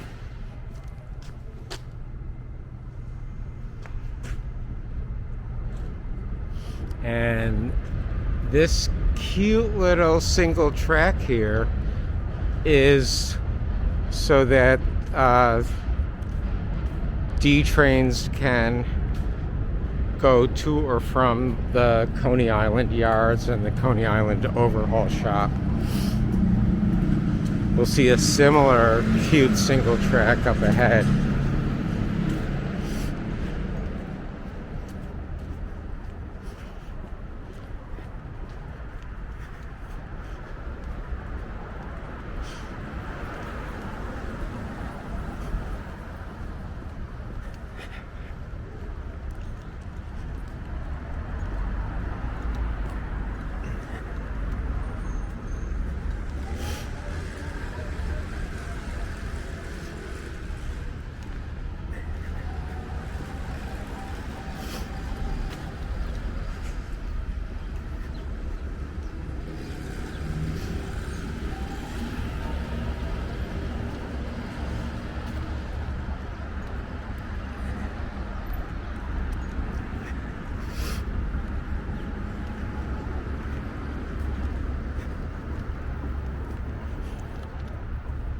And again, the little single track line kind of looks like a toy elevated.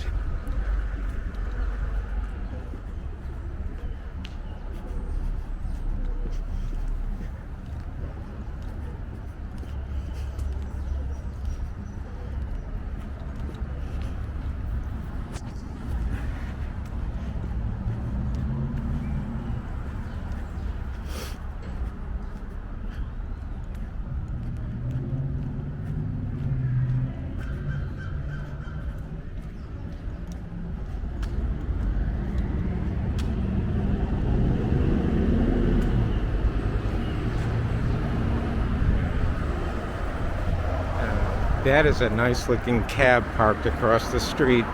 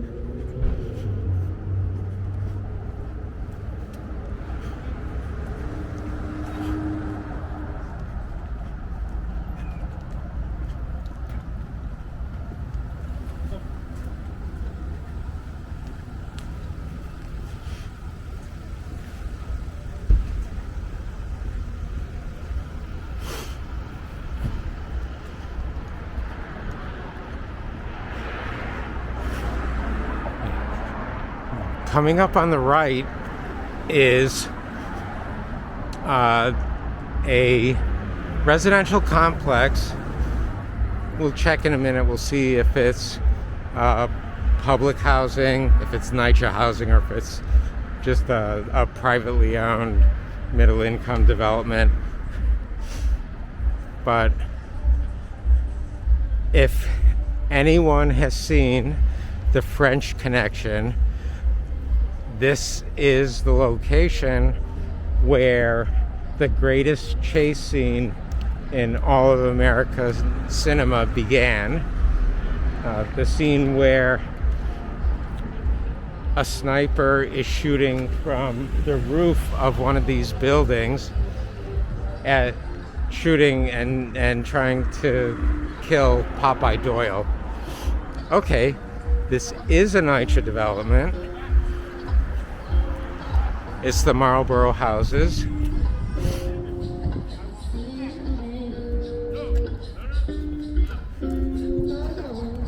So then just the plot detail for the French Connection, then why was Popeye Doyle here in the Marlborough houses? Well, it's where he lived. So we learned that earlier in the movie. Anyway, I am not giving you a spoiler by saying there's a great chase scene that begins here. So, if you haven't seen the movie, go see it. And I think I recorded it today so that I can watch it for perhaps the 20th time.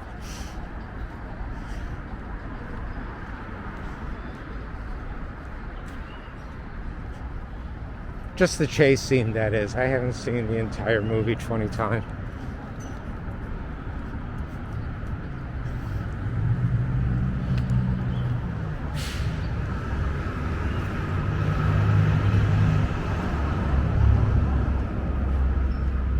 I believe this playground was installed after the filming of The French Connection.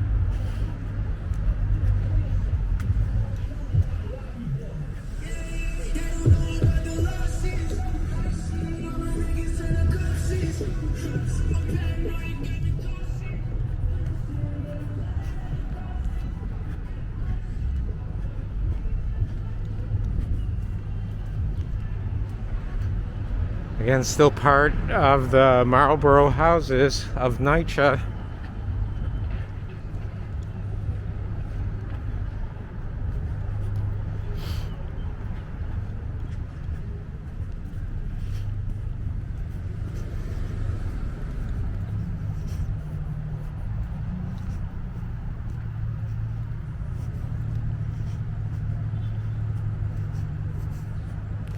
I wonder how many actual NYPD detectives live in NYCHA facilities currently.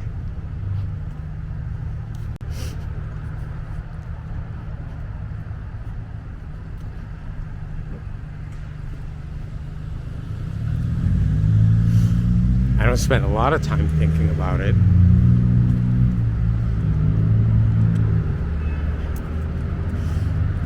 All right. We're going to turn east on Avenue V.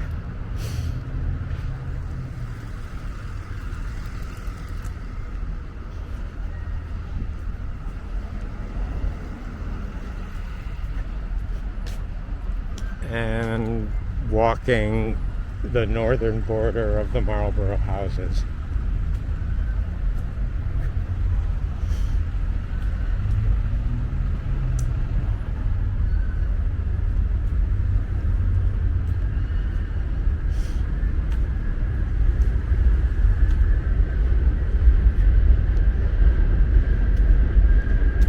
We're going to cross the street. We're going to cross Avenue V.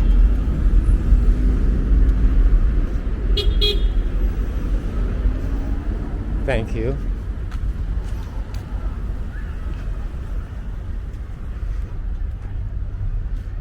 You don't see many of this type of playground anymore either. This is like late 80s, 90s construction.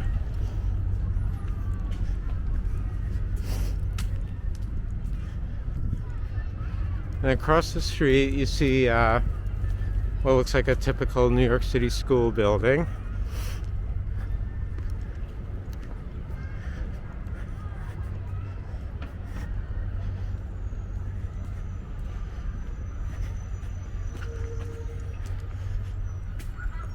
Just like any other school building of that era,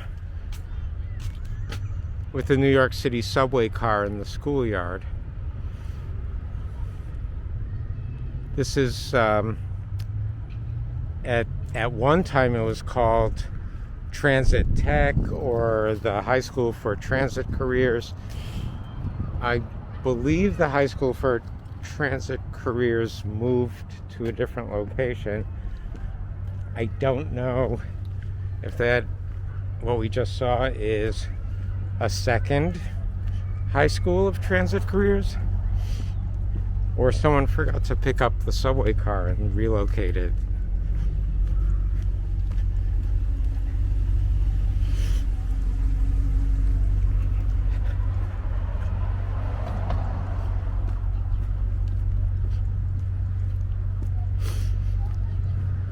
So back to Avenue V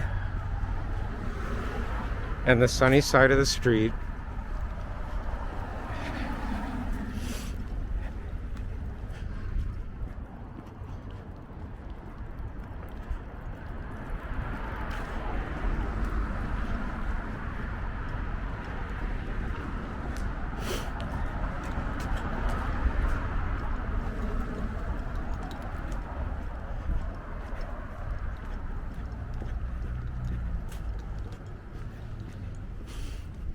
If I haven't mentioned before, although it's February 21st, it is pretty warm, especially when compared with the last few days.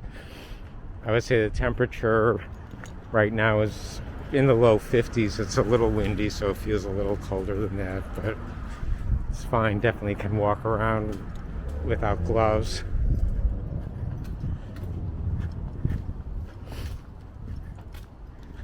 Okay, so the building coming up across the street is the Avenue V pumping station. It's part of the city's wastewater treatment system. It pumps untreated wastewater from this area to the Owl's Head wastewater treatment plant in the Bay Ridge neighborhood of Brooklyn.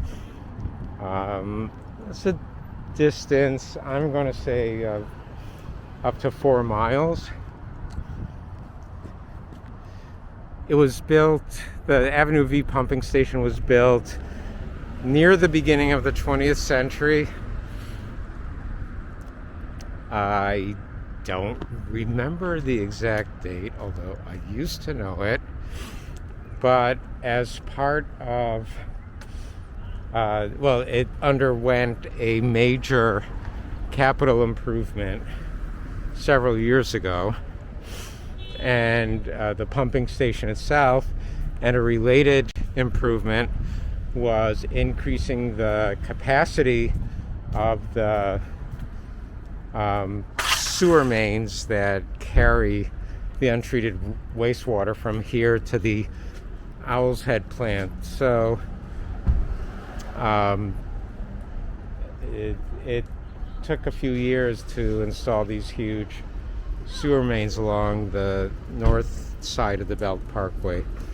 So let's just look, and again, as part of upgrading the capacity of this plant, they did a really nice architectural restoration of the interior and the exterior. I don't know how much you can see from this distance.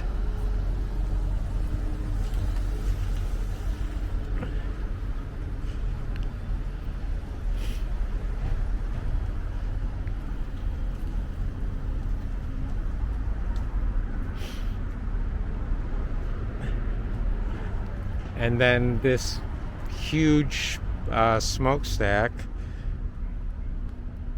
which isn't spewing any smoke at this time, belongs to the NYCHA complex, not to the Avenue V pumping station.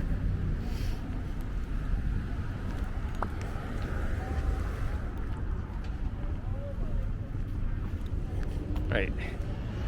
Now, Aardvark Amusements, a place that rents amusement rides.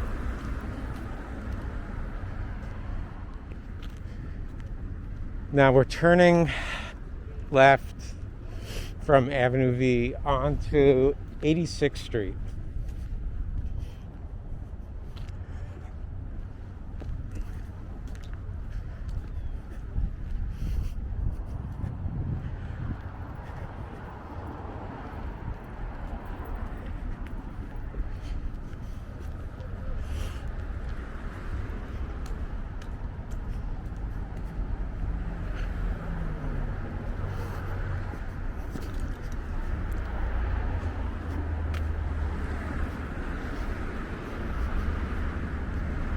And some enterprising person rotated the street signs 90 degrees.